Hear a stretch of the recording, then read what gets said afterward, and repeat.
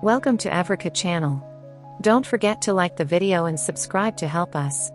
I wish I could have seen the look on my own face when I realized that all the gas I was pumping into our long-term Nissan Frontier was gushing out into a puddle at my feet. I should have been on alert. The Frontier usually goes at least 300 miles on a tank, and I knew something was up when the gas gauge was hovering over E after just 180 miles. A slow leak somewhere was a possibility rattling around in the back of my mind, but the emphasis was on slow. That, plus a killer case of jet lag, having just returned from driving the Ioniq 5N in South Korea that morning, is probably why it took me a few seconds to register the waterfall sound and the smell of gasoline, then a couple more to register that both were coming from my truck. Talk about your WTF moments. What the hell had happened? Had I run over something that pierced the gas tank? Surely if that was the case I would have heard or felt it. A quick crawl under the Frontier, after pulling it forward and out of the puddle of gasoline, that is, showed the bottom of the tank was clean and dry. I traced the fuel filler neck and found a rubber hose between the filler pipe and the tank, with a rectangular hole roughly hacked out of it. Well, there's your problem. Apparently, someone crawled under the truck, pierced the hose, and drained what they could out of the tank. Gas theft? Is that even a thing anymore? I thought siphoning tanks fell out of fashion after the oil crises in the 1970s, along with bell bottoms and super wide ties.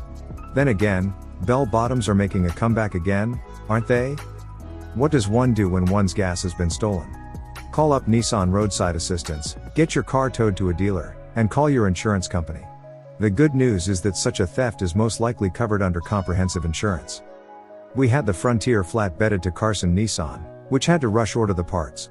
Total for the new filler hose, its associated hardware, and shipping came to $95.58, plus $556.50 for labor. Why so much? Along with evaluation and installation, the system had to be evap tested. Like pretty much all new cars, the Frontier has a zero evaporative emissions system, and I'm sure there's temptation to scoff at what this does to repair prices. Surprisingly, the theft hadn't triggered the system and illuminated the idiot light on my old 93 Chevy pickup. Replacing a hose in the fuel filler, if there even is one, would likely be a 20-minute job. But if you care about the environment, and I do, zero evap is useful. I read an interesting statistic many years ago when Nissan brought out its first car with a zero evaporative emissions fuel system, the 2000 Sentra Sulev. Thanks largely to the sealed fuel system, Nissan claimed that if you drove your Sentra Sulev 10 miles to work and then 10 miles home, it would pollute less than a car without zero evap, like my Chevy pickup, left sitting in the driveway all day with the engine off. Along with the $662.08 repair bill, I paid $26.80 for a Lyft ride home from the gas station. The Frontier was at the dealership for 8 days. Automakers that supply service loaners generally only do so for routine maintenance, warranty repairs, or recalls, so most owners would probably need a rental car.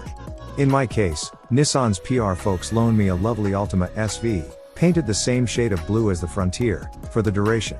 How much of this would come out of an owner's pocket is down to the vagaries of their insurance policy. Moot point for us, Nissan technically owns our Frontier and cover the repair under its own insurance, but Motor Trend has a physical damage policy on the vehicles we own that would cover the repair with a $0 deductible, though the taxi ride and car rental would be out of pocket. What can we do to prevent this in the future? Not much. My guess is that whoever stole our gasoline knew this was a weakness to be exploited in the Frontier, and, I imagine, other pickup trucks. Eliminate rubber in the fuel filler neck?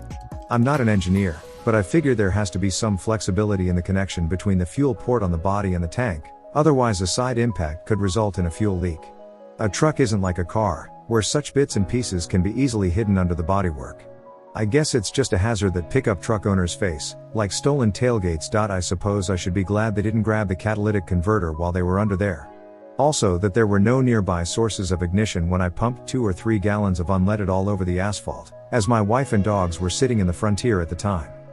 Still, I take some solace in the fact that the thieves probably netted less than half a tank, which would be 10 gallons max, and not even the good stuff, because the Frontier runs on cheap 87 octane. Even at Los Angeles inflated gas prices, that's about $50, which doesn't seem like much of a lucrative haul for all the trouble it took. Let's hope the thief used the gas to drive to an interview for a real job. We have come to the end of the video. Don't forget to like the video and subscribe to our channel to help us.